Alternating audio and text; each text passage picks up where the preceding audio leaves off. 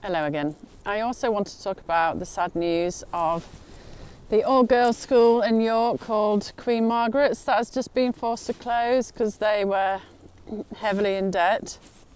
Like so often, a lot of people online, the lefty side, were all cheering with glee at this happening, where 200 plus students were getting told that their beloved school was shutting in a couple of weeks, and kids who are doing their GCSEs next year having to find a new school at last minute.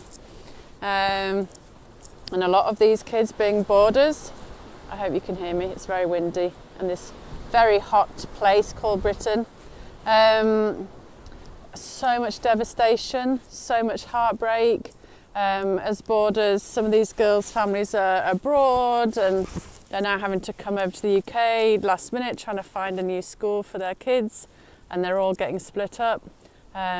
Just complete devastation, and obviously a lot of staff losing their jobs. And a lot of the left think this is hilarious because they just, for whatever reason, are very spiteful. So many of these kids are on bursaries and scholarships, get a lot of support because they're really talented in sports or music, and it'll be very hard for them to find more scholarships and bursaries in this economic environment. And yeah, people are like, well, they were in debt. Yeah, the reason they were in debt is because the cost of living is so absurd that their like electricity, heating, water bills, all of those were just ridiculous. So yes, the amount of money they were then having to charge their pupils, they can only do so much, otherwise they'll get no demand. And then obviously having to increase the bills on their students mean less people can go to that school. So it's like vicious cycle of basically a race to the bottom where less demand, higher pricing isn't the best economic model for something to succeed. So this school is one of the most successful boarding schools in York.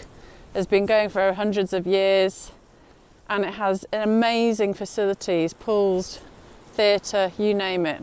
I've not been, but I know people who do. And what a loss, what a waste of resource and opportunity. And wouldn't it be great if we had a government, an education department that saw the benefit of private education, like so many other countries do, and the mass majority of those in the West. Like in France, who understand if people go private, it lessens the burden on the state. So they give people who go private tax rebates.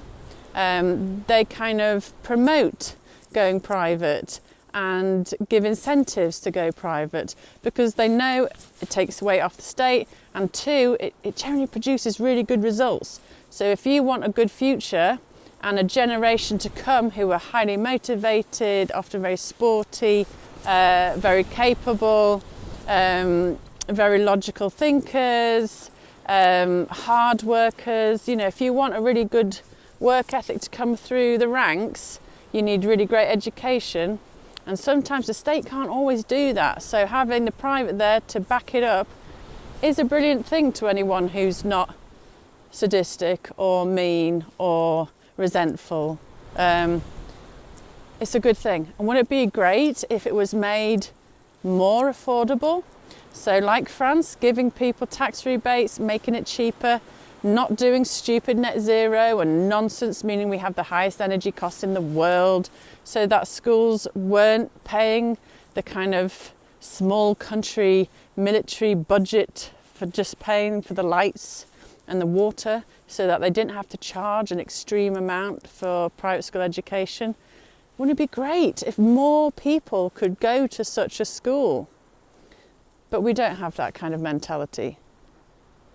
We have Labour who seem to stamp out excellence wherever they can find it and want to offer less opportunity, less choice, and more penal, limited, generally inadequate, ideologically driven, backward, inept options. And most of the time now, all the state schools here, they're full. So where are these kids going to go? It's a race to the bottom, and people need to get those chips firmly off their shoulder and start to see how great little private schools are and grammar schools, and how they are a positive thing to our education and future generations and our future workforces and future leaders of this country, and stop seeing it as a negative and a thing just for the very rich. It's really not. All these little private schools are really, really struggling. The people who are going are really, really struggling. They're not like Eton and Harrow, where they're all multi-millionaires. They're not. And the sooner our government understand the benefits of private school education, the better for all.